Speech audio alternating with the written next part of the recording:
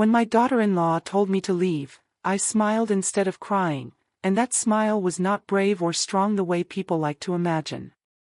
It was the kind of smile that comes from habit, from years of training myself to stay calm, to stay pleasant, to never make others uncomfortable with my pain. I remember how my face felt stiff, almost foreign, as if it no longer belonged to me. My lips curved upward on their own, like they had learned long ago that this was what they were supposed to do in moments like this.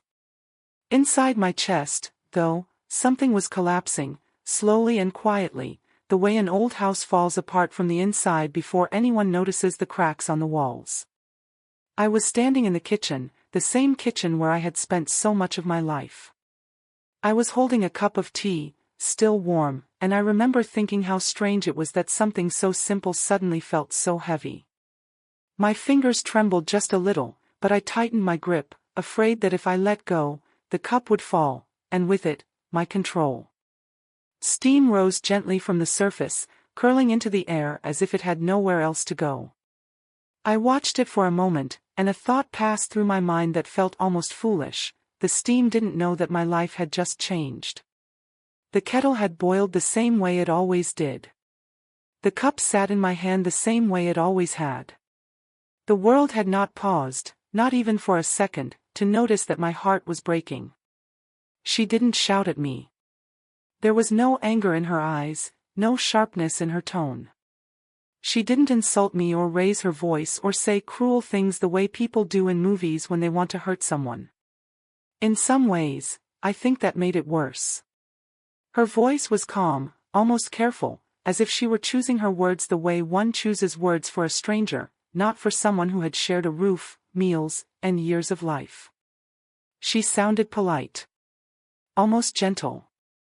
The kind of gentle that keeps a distance, the kind that says, I don't want trouble, not, I care about you. When she spoke, I felt every word land inside me, slow and heavy. They didn't crash all at once.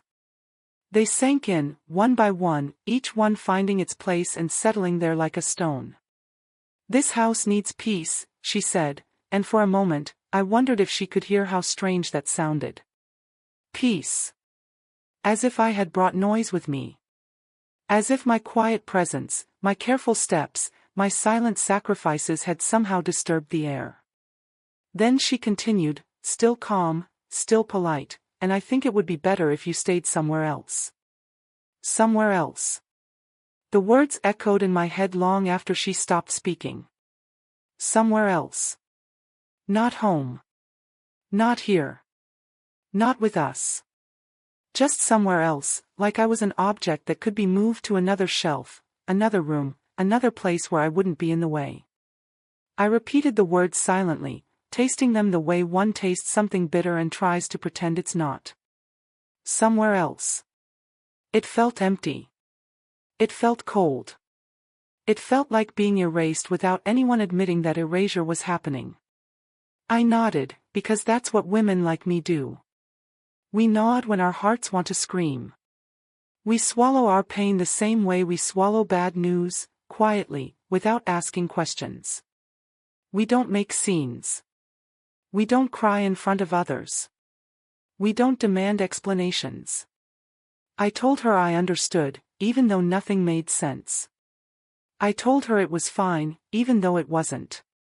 I told her I would pack my things slowly, as if I were reassuring her that I would not rush, that I would not cause trouble, that I would leave in a way that was convenient for everyone else.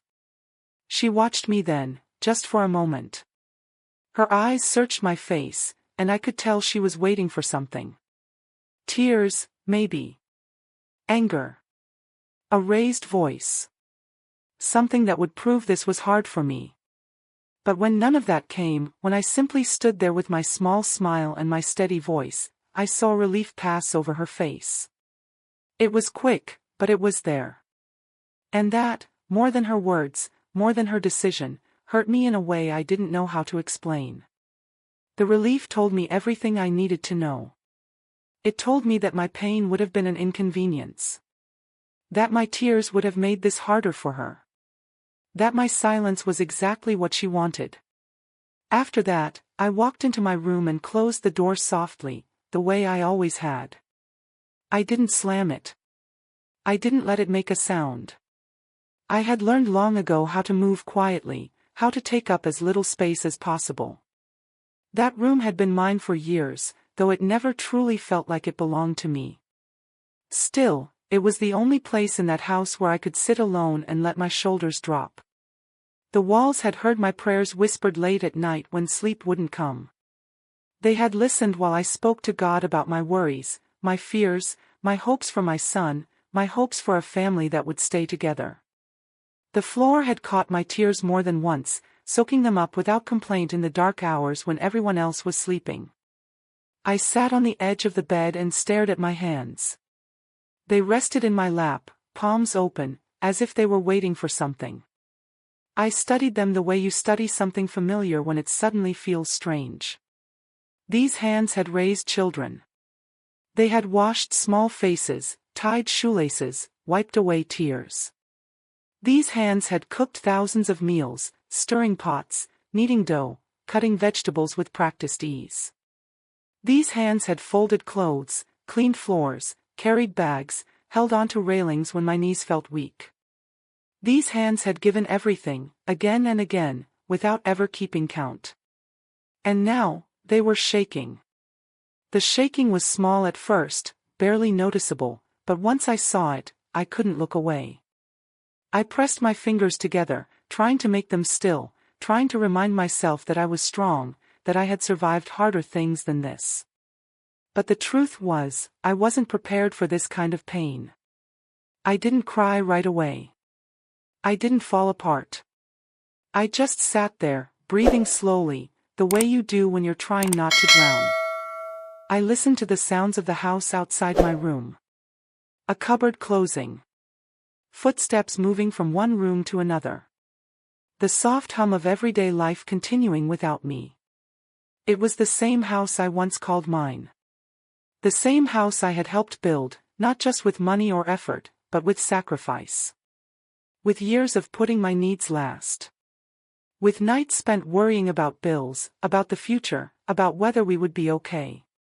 Brick by brick, not only in the walls, but in the life inside those walls, I had given what I had. And now, sitting on that bed, listening to the familiar sounds, I understood something that I had never allowed myself to think before. You can give your whole life to people, every ounce of love and patience you have, and still be told you don't belong. Quietly. Politely. Without anger. Without cruelty that anyone else can point to and say, that was wrong. Sometimes, the deepest wounds come not from loud fights or harsh words, but from calm voices and gentle sentences that leave no room for argument, only acceptance. And in that quiet moment, with my hands shaking in my lap and my heart breaking in silence, I learned just how quietly a heart can break, and how alone a person can feel even in a house full of people. I wasn't always this quiet woman packing her life into old bags, folding memories the same way I folded clothes, carefully, neatly, pretending nothing inside me was torn. There was a time when my voice was stronger, when my back was straighter, when my heart still believed that love, if given honestly and fully, would always come back in the same shape. I remember that woman clearly. Sometimes I feel sorry for her. Sometimes I miss her more than I miss anything else. Once, I was a young mother with tired eyes and hopeful dreams, standing at the beginning of a life that felt uncertain but full of promise. My husband and I had nothing when we started. No savings tucked away for safety. No parents who could help us if we fell. No one to guide us or catch us if things went wrong. It was just the two of us, holding hands in the dark, promising each other that no matter how hard life became, our children would never feel alone in this world. That promise mattered more to me than comfort, more than rest, more than my own happiness. I worked hard, harder than anyone ever noticed, and I don't say that with bitterness, only truth. I learned very early that invisible work is still work, even when no one thanks you for it. I woke before the sun, when the world was still quiet and my body wanted nothing more than sleep. I moved through the house softly, so I wouldn't wake anyone, starting the day before anyone else even realized it had begun. I slept after everyone else. When the dishes were done, the clothes were folded, and the worries had finally settled enough for me to close my eyes. And even then, my sleep was light, because mothers never fully rest. Part of us stays awake, listening for cries, for footsteps, for signs that someone needs us. I learned how to stretch food, adding water to soups, dividing portions carefully, making sure everyone else ate enough before I filled my own plate. I learned how to stretch money, counting coins, planning weeks ahead, choosing what we could live without so our children could have what they needed. I learned how to stretch patience, holding my tongue when I was tired, calming my voice when my heart felt heavy, reminding myself that this was what love looked like in real life, not the kind you see in stories, but the kind that shows up every day whether it feels appreciated or not. I learned to smile even when my body begged for rest, even when my hands ached and my back burned, because I didn't want my children to remember a mother who complained. I wanted them to remember warmth, safety, and steadiness. My son was my pride in ways I never fully knew how to explain. I watched him grow from a small, curious child into a young man, and every step of the way, I poured myself into shaping him with care. I taught him kindness, not just in words, but in action. I showed him how to treat people gently, how to listen, how to offer help without being asked. I taught him to respect women, not because they are fragile, but because they are human, deserving of dignity and voice. I taught him to honor family, to understand that family is not perfect, but it is something you protect, something you stand by even when it's difficult. When he married, my heart was full of mixed emotions, pride and fear sitting side by side. I knew my place would change, and I told myself I was ready for that. I welcomed his wife like a daughter, opening my arms and my heart without hesitation. I meant it when I said, "This is your home now." Those words were not polite words. They were not said out of obligation. They came from a place deep inside me that believed families grow stronger when they make room for one another. I believed love expanded. I believed there was enough space for all of us. I stepped back, because I thought that was the right thing to do. I didn't interfere in their decisions. I didn't comment on how they lived their lives. I didn't complain when things changed around the house. I told myself this was respect. I told myself this was maturity. I gave them space, even when my heart wanted closeness, even when I longed for shared moments, conversations, small signs that I still mattered in their lives. I swallowed that longing and reminded myself that this was how families moved forward, by adjusting, by letting go a little at a time. At first, everything seemed fine. She was polite, careful with her words, thoughtful enough to say thank you when I cooked. She smiled in front of guests, spoke kindly about me when others were listening. My son seemed happy, and truly, that was enough for me. His happiness mattered more to me than my comfort. If he was at peace, I told myself, then I had done my job well. I didn't need more than that. But slowly, so slowly that I almost didn't notice at first, things began to change. The changes didn't come with arguments or harsh words. They came quietly, the way shadows grow longer without anyone paying attention. The kitchen no longer felt like mine. I hesitated before opening drawers, before using spices I had used for years, as if I needed permission to exist in that space. The living room felt borrowed, like I was sitting in someone else's home, careful not to disturb anything, careful not to leave a trace. My presence began to feel tolerated rather than welcomed, as if I was allowed there only because it would be impolite to say otherwise. Conversations stopped when I entered a room. Laughter softened. Voices lowered. Sometimes, the room fell completely silent, and I stood there for a second too long, unsure whether to leave or pretend I hadn't noticed. My suggestions, once listened to with respect, were now brushed aside, ignored, or answered with short replies. Traditions I had carried for years were suddenly called old-fashioned, unnecessary, outdated. I heard those words and felt something tighten inside me, but I said nothing. I smiled. I stepped back. I told myself it didn't matter. Because love, to me, had always meant endurance. It meant staying even when it was uncomfortable. It meant giving even when nothing came back. It meant choosing peace over being right, silence over conflict. I had built my entire life on that belief. I told myself this was normal, that daughters-in-law need time, that blending families is never easy. I told myself silence was better than conflict, that speaking up would only create distance, not closeness. I believed patience always won in the end. I believed that if I just waited long enough, if I stayed kind and quiet, things would settle and soften. I didn't know then that silence can also teach people how to treat you. I didn't understand that every time I swallowed my feelings, I was showing them that my feelings didn't need to be considered. I didn't see that by stepping back again and again, I was slowly stepping out of my own place in the family. I thought I was protecting love, but what I was really doing was teaching everyone that I would accept less, and less, and less, until there was almost nothing left of me to accept. It didn't happen all at once, and maybe that is why it took me so long to understand what was really happening. If everything had been taken in one moment, if something loud or obvious had occurred, I might have reacted differently. But this was quiet. Slow. Gentle enough to be doubted. It came in pieces so small that each one could be explained away, forgiven, or ignored. And I was very good at ignoring my own pain. At first, it was little things, things that seemed too small to make a fuss over. Things that didn't feel important enough to bring into the open. I remember the day my favorite shawl went missing.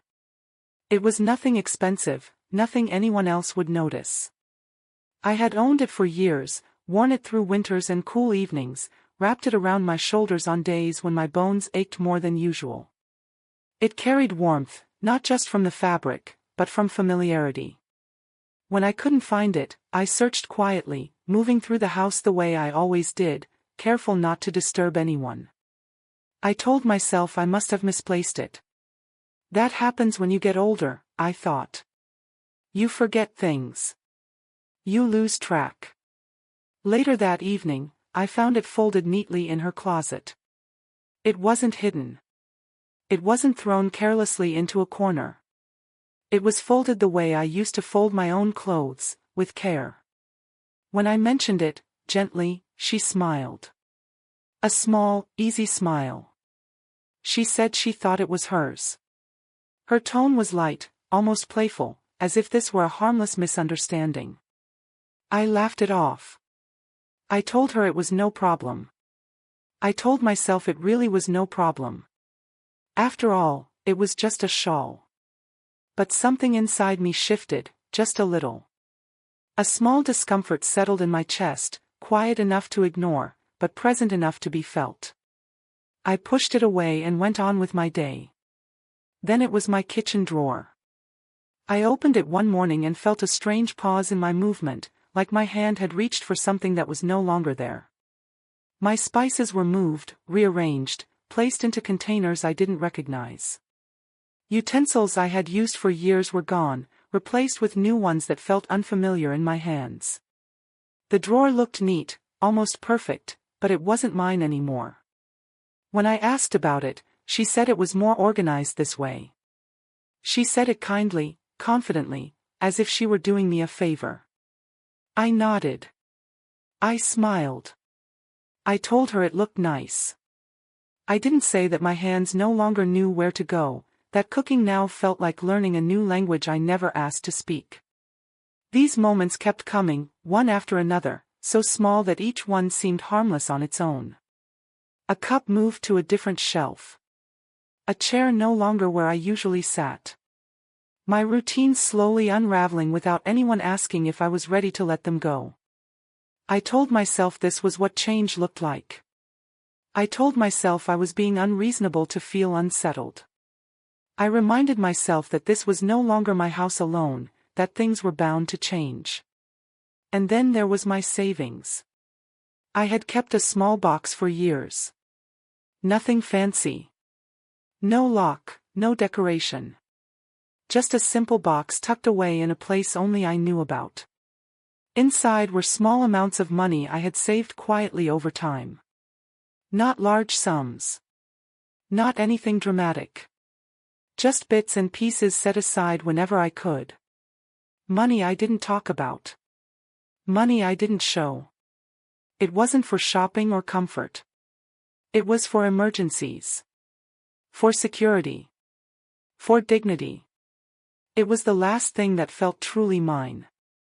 One day, when I opened the box, something felt off. I couldn't say exactly what at first. The box didn't look empty.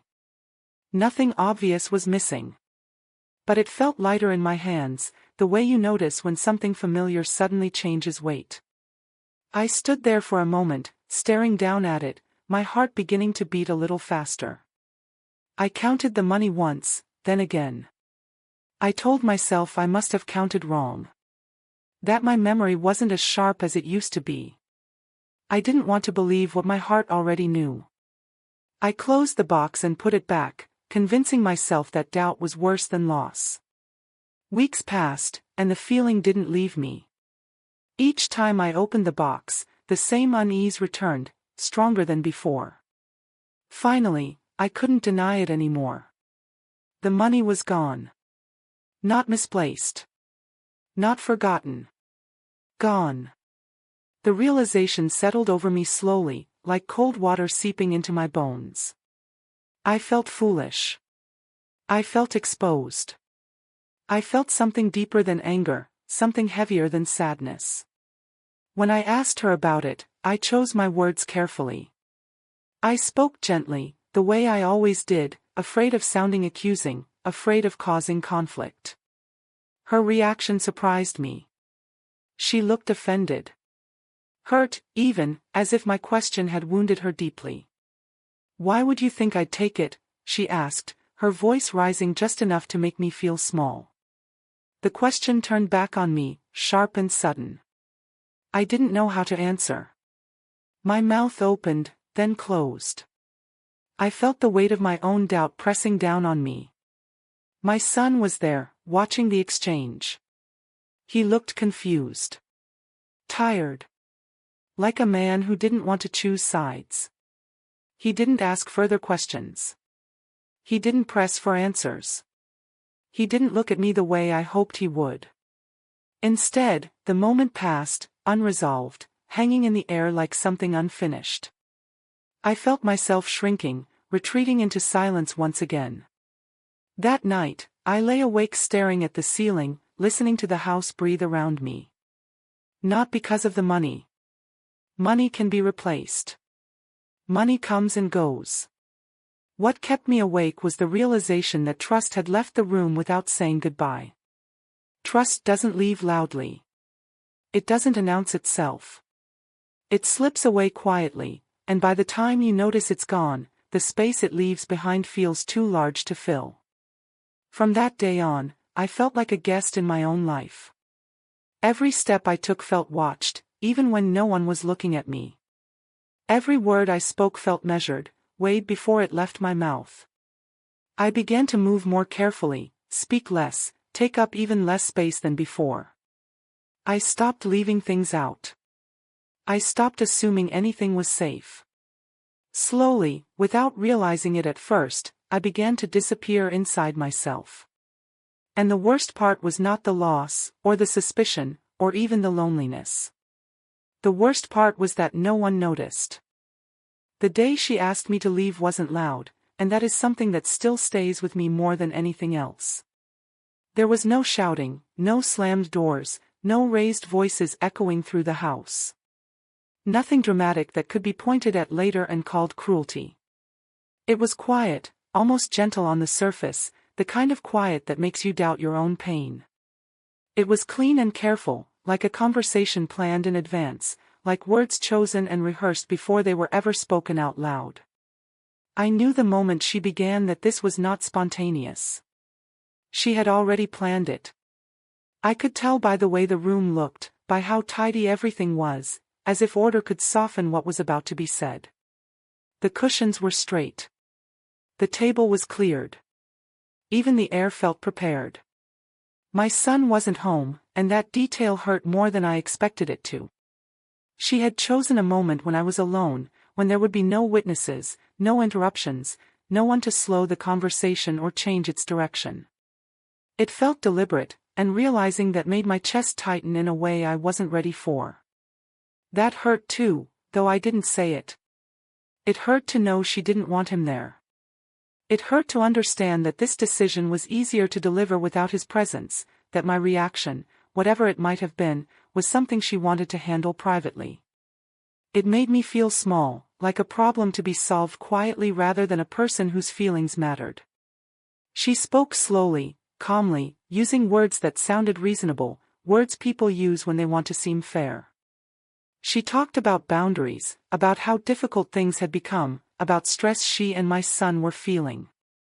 She talked about needing space as a couple, about wanting to build their life without complications. As she spoke, I listened carefully, nodding now and then, the way I always did. I searched her face for any sign of hesitation, any flicker of regret, but her expression stayed steady. She never mentioned the money. Not once.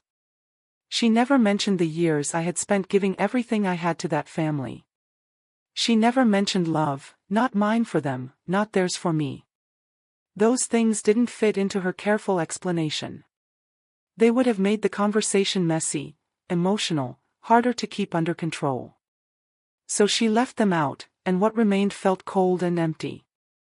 What she spoke about, in the end, was inconvenience. My presence had become something that complicated their lives, something that made things harder rather than easier. I was no longer a mother, no longer family. I was a factor to be managed, a problem to be moved somewhere else. Inside me, something finally cracked. I wanted to scream. I wanted to ask how someone could take what wasn't theirs, piece by piece, quietly and without shame, and then push away the woman who had given them everything she had. I wanted to ask how love could be used up and discarded so easily. I wanted to demand answers, to be seen, to be acknowledged. The questions burned in my throat, waiting to come out. But I didn't ask them. I smiled. That smile was not kindness. It was survival. Sometimes, dignity is all you have left, and you hold on to it the way you would hold on to a lifeline. I smiled because crying would have made me feel weaker. I smiled because anger would have given her something to justify her decision. I smiled because I refused to beg for a place I had already earned with years of my life. I told her I understood. I told her I would pack my things. My voice sounded calm even to my own ears, and that surprised me. It was as if my heart had gone quiet, retreating somewhere deep inside me to protect itself. That night, I packed my clothes slowly. I didn't rush. I didn't throw things into bags carelessly. I took my time, touching every item as if it were a memory. Each piece of clothing held a story. A dress I wore to a family gathering. A sweater I wore on cold mornings. A scarf that reminded me of a time when life felt lighter. Each fold felt like a goodbye, not just to the house, but to the life I thought I had built there. With every item I packed, I felt something inside me loosen and fall away, like I was shedding pieces of myself I would never get back. The room felt different as my things disappeared from it. The walls seemed quieter. The space felt less mine with every bag I filled. I sat on the bed for a long time afterward, surrounded by half-packed bags, listening to the silence, letting it settle around me. I told myself I was ready. I told myself I was strong enough to leave without looking back. I didn't know then that this wasn't the end of my story. I didn't know that this moment, as painful as it was only the beginning of something no one expected, not even me. When I left that house, I carried only 2 bags, one in each hand, both worn and heavier than they looked. They held clothes, a few personal things, and the quiet remains of a life I thought would end differently. But what weighed on me most was not what was inside those bags. It was what I carried inside myself. I stepped out of the door slowly, feeling the ground beneath my feet as if I needed to remind myself that I was still real, still here, still standing. The door closed behind me without a sound, and I didn't turn back. I knew that if I did, something inside me might break all over again. Inside me, I carried the truth, and truth has a weight that no bag can hold. It settles into your chest and your bones. It presses against your heart in quiet moments and follows you into silence. Truth doesn't shout to be heard. It doesn't explain itself. It doesn't beg for attention. Truth waits. It waits patiently, sometimes for years, until the right moment arrives, until the people who ignored it can no longer do so. I didn't fully understand that then. All I knew was that I was walking away without raising my voice, without demanding apologies, without asking for justice in words. I walked away without revenge. That was not because I didn't feel wronged, and not because I didn't hurt. It was because I had lived my entire life believing that anger only creates more emptiness. I walked away without anger, even though it sat close to my heart, whispering that I deserved better.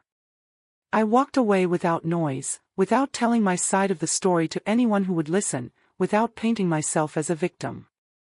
I chose silence once again, but this time it was different.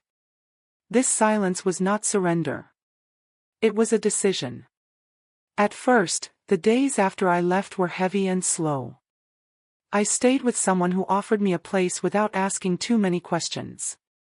I slept in unfamiliar rooms, waking up in the middle of the night unsure of where I was. My body felt tired in a new way, not from work, but from grief. I replayed moments in my head over and over, wondering if I could have done something differently, if I should have spoken up sooner, if my silence had helped create the very ending I was trying to avoid. Those thoughts followed me everywhere, sitting beside me like quiet companions. And yet, beneath all that pain, something else began to grow. It was small at first, almost unnoticeable. A sense of lightness. A sense of relief I felt guilty for acknowledging. I no longer had to measure my steps. I no longer had to weigh my words before speaking. I no longer had to wonder if something I loved would disappear without explanation. I began to realize that walking away had given me something I hadn't had in a long time, peace that did not depend on anyone else's approval. That, I later learned, is what scared them the most. Not my departure, not my absence from the house, but my quiet acceptance. I didn't argue. I didn't accuse. I didn't beg to stay. I left with my head held steady and my dignity intact, and that kind of exit leaves questions behind. It creates a silence that speaks louder than shouting ever could. It forces people to sit with their own thoughts, their own actions, their own choices. When you walk away with your integrity intact, the world has a way of balancing things. It doesn't always happen quickly, and it doesn't always happen in ways you expect. Sometimes it comes through understanding.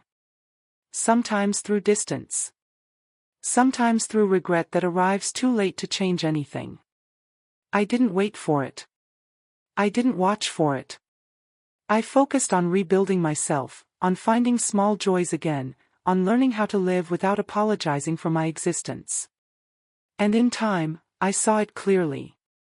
The truth I carried, the truth I never shouted or defended, had found its own voice. People began to see things they hadn't wanted to see before.